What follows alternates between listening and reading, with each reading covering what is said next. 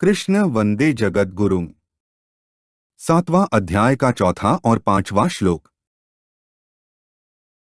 भूमिरापोन्दो वायुः ख मनो बुद्धिरेव च अहंकार इत्यमे भिन्ना प्रकृतिरष्टधा अप्रेयमितस्त्वन्या प्रकृतिं विद्धि में परा जीवभूता महाबाहो ययेदं धार्यते जगत। ऊपर कहे गए श्लोकों का अर्थ है, पृथ्वी, जल, तेज, वायु, आकाश ये पंचमहाभूत और मन, बुद्धि तथा अहंकार यह 8 प्रकार के भेदों वाली मेरी अपरा प्रकृति है। हे महाबाहो, इस अपरा प्रकृति से भिन्न मेरी जीवरूपा बनी हुई मेरी परा प्रकृति को जान, जिसके द्वारा यह जगत धारण किया जाता है। भूमिरापोन्दो वायुः विद्धि में पराम का अर्थ है, परमात्मा सबके कारण हैं। वे प्रकृति को लेकर सृष्टि की रचना करते हैं। जिस प्रकृति को लेकर रचना करते हैं उसका नाम अपरा प्रकृति है और अपना अंश जो जीव है उसको भगवान परा प्रकृति कहते हैं। अपरा प्रकृति निकृष्ट, जड़ और परिवर्तनशील है तथा परा प्रकृति श्रेष्ठ, चेतन और परिवर्तनशील है। प्रत्येक मनुष्य का भिन्न भिन्न स्वभाव होता है। जैसे स्वभाव को मनुष्य से अलग सिद्ध नहीं कर सकते, ऐसे ही परमात्मा की प्रकृति को परमात्मा से अलग स्वतंत्र सिद्ध नहीं कर सकते। यह प्रकृति प्रभु का ही एक स्वभाव है, इसलिए इसका नाम प्रकृति है। इसी प्रकार परमात्मा का अंश होने से जीव को परमात्मा से भिन्न सिद्ध नहीं कर सकते, क्योंकि यह परमात्मा का स्वरूप है। परमात्मा का स्वरूप होने पर भी केवल अपरा प्रकृति के साथ संबंध जोड़ने के कारण इस जीवात्मा को प्रकृति कहा गया है। अपरा प्रकृति के संबंध से अपने में कृति करना मानने के कारण ही यह जीवरूप है। अगर यह अपने में कृति न माने तो यह परमात्मा स्वरूप ही है, फिर इसकी जीव या प्रकृति संज्ञा नहीं रहती, अर्थात इसमें बंधनकारक कर्तृत्व और भोक्तृत्व नहीं रहता। यहाँ अपरा प्रकृति में पृथ्वी, जल, तेज, वायु, आकाश, मन, बुद्धि और अहंकार ये 8 शब्द लिए गए हैं। इनमें से अगर 5 स्थूल भूतों से स्थूल सृष्टि मानी जाए तथा मन, बुद्धि और अहंकार इन तीनों से सूक्ष्म सृष्टि मानी जाए तो इस वर्णन में स्थूल और सूक्ष्म सृष्टि तो आ जाती है, पर कारण रूप प्रकृति इसमें नहीं आती। कारण रूप प्रकृति के बिना प्रकृति का वर्णन अधूरा रह जाता है। अथ आदरणीय टीकाकारों ने 5 स्थूल भूतों से सूक्ष्म पंचतन्मात्राओं शब्द, स्पर्श, रूप, रस और गंध को लिया है, जो कि 5 स्थूल भूतों की कारण हैं। मन शब्द से अहंकार लिया है, जो कि मन का कारण है। बुद्धि शब्द से महत्तत्व, समष्टि बुद्धि और अहंकार शब्द से प्रकृति ली गई है। इस प्रकार इन 8 शब्दों का ऐसा अर्थ लेने से ही समष्टि अपरा प्रकृति का पूरा वर्णन होता है, क्योंकि इसमें स्थूल, सूक्ष्म और कारणीय तीनों समष्टि शरीर आ जाते हैं। शास्त्रों में इसी समष्टि प्रकृति का प्रकृति विकृति के नाम से वर्णन किया गया है। परंतु यहाँ एक बात ध्यान देने की है कि भगवान ने यहाँ अपरा और परा प्रकृति का वर्णन प्रकृति विकृति की दृष्टि से नहीं किया है।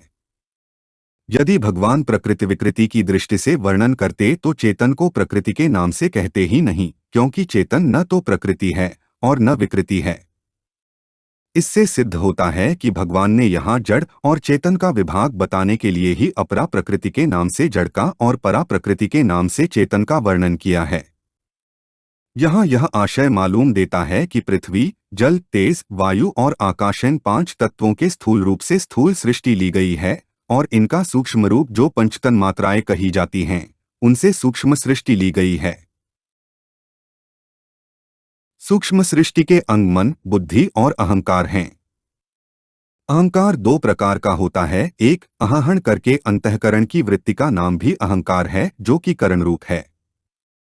यह हुई अपरा प्रकृति, जिसका वर्णन यहाँ चौथे श्लोक में हुआ है। और 2 अहम से व्यक्तित्व, एक देशीयता का नाम भी अहंकार है, जो कि कर्ता रूप है, अर्थात अपने को क्रियाओं का करने वाला मानता है। यह हुई परा प्रकृति, जिसका वर्णन यहाँ 5वें श्लोक में हुआ है। यह अहंकार कारण शरीर में तादात्म्य रूप से रहता है। इस तादात्म्य में एक जड़ंश है और एक चेतनंश है। इसमें जो जड़ंश है वह कारण शरीर है और उसमें जो अभिमान करता है वह चेतनंश है। जब तक बोध नहीं होता तब तक यह जड़ चेतन के तादात्म्य वाला कारण शरीर का अहम कर्ता रूप से निरंतर बना रहता है। सुषुप्ति के समय यह सुप्त रूप से रहता है, अर्थात प्रकट नहीं होता। नींद से जगने पर मैं सोया था, अब जागृत हुआ हूं, इस प्रकार अहम की जागृति होती है। इसके बाद मन और बुद्धि जागृत होते हैं। जैसे मैं कहा हूं, कैसे हुई यह मन की जागृति हुई और मैं इस देश में इस समय में हूं, ऐसा निश्चय होना बुद्धि की जागृति हुई। इस प्रकार नींद से जगने पर जिसका अनुभव होता है वह अहम परा प्रकृति है और वृत्ति रूप जो अहंकार है वह अपरा प्रकृति है। इस अपरा प्रकृति को प्रकाशित करने वाला और आश्रय देने वाला चेतन जब अपरा प्रकृति को अपनी मान लेता है तब वह जीवरूप परा प्रकृति होती है। येदं धार्यते जगत। जीव भूताम का अर्थ है वास्तव में यह जीवरूप नहीं है, प्रत्युत जीव बना हुआ है। यह तो स्वतः साक्षात परमात्मा का अंश है। केवल स्थूल, सूक्ष्म और कारण शरीर रूप प्रकृति के साथ संबंध जोड़ने से ही यह जीव बना है। यह संबंध जोड़ता है अपने सुख के लिए। यही सुख इसके जन्ममरण रूप महान दुख का खास कारण है। महाबाहो का अर्थ है हे अर्जुन, तुम बड़े शक्तिशाली हो, इसलिए तुम अपरा और परा प्रकृति के भेद को समझने में समर्थ हो, अतः तुम इसको समझो।